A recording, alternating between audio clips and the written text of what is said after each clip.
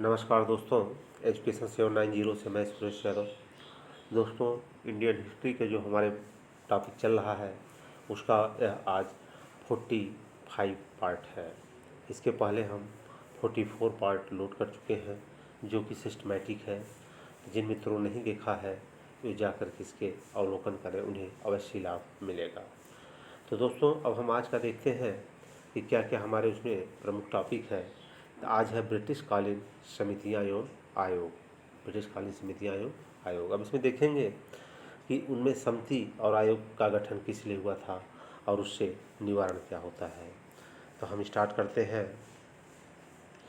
तो इसमें जो हमारा सबसे पहला बनता है दुर्भिक्ष आयोग। दुर्भिक्ष आयोग, और यह लॉर्ड लिटन के समय में बना था। 1880 में अध्यक्ष थे रिचर्ड स्ट्रेची। इसका उद्देश्य था दुर्भिक्ष से पीड़ितों को राहत दिलाने के लिए कुछ सिद्धांतों का निर्माण करना। तो यहाँ से क्वेश्चन बनेगा कि दुर्भिक्ष आयोग किसके समय में लागू किया गया था। तो लॉर्ड लिटन था। और उसका कारण क्या था कि यह जो है दुर्भिक्ष से पीड़ितों को राहत दिलाने के लिए था। अब नेक्स्ट हमारा आता है लॉर्ड रिपन। कौन आता है? Lord Ripon. लॉर्ड रिपन के समय में हंटर आयोग बनता है। यह भी कई बार क्वेश्चन पूछा जा चुका है कि हंटर आयोग का किस किस कार्यकाल में लागू किया गया था।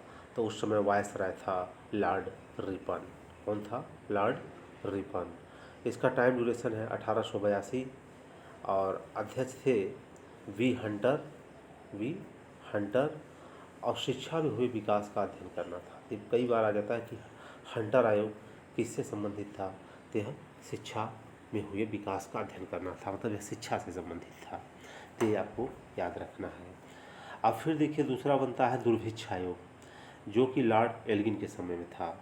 दुर्भिक्ष आयोग दोबारा जो बनता है लॉर्ड एल्गिन के समय। इसका टाइम है 1897। जेम्स लायल इसके अध्यक्ष थे। जेम्स लायल इसका अध्यक्ष था।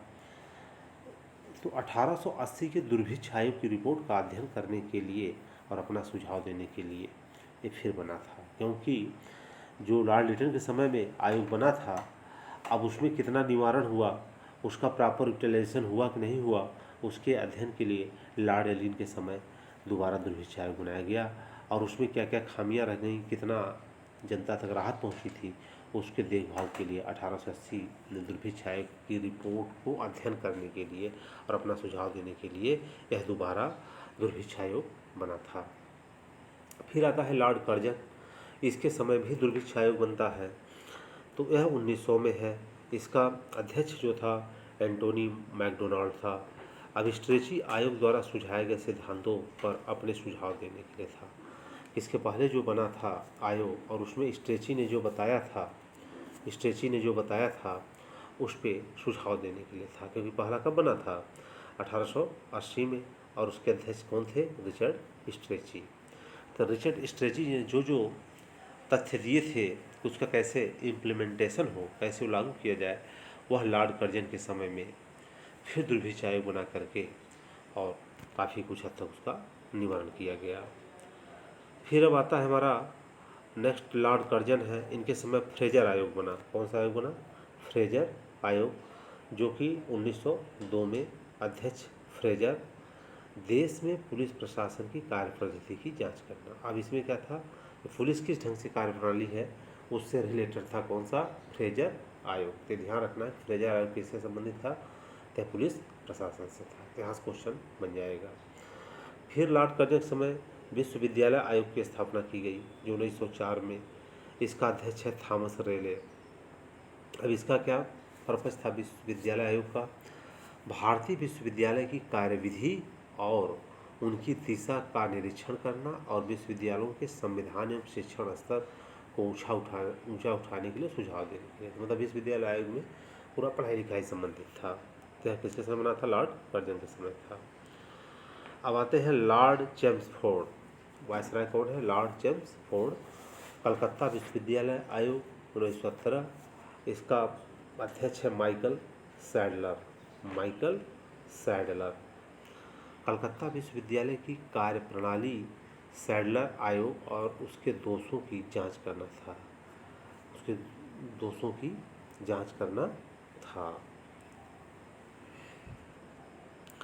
इसमें क्या बताता है कि कलकत्ता विश्वविद्यालय आयोग का मेन काम था कि कलकत्ता विश्वविद्यालय की कार्यप्रणाली और उनके दोषों का जांच करना था, उसमें क्या क्या कमियां थी, क्यों वहाँ का शिक्षा का स्तर डाउन हो रहा था। उसके लिए बना था कौन सा आयोग?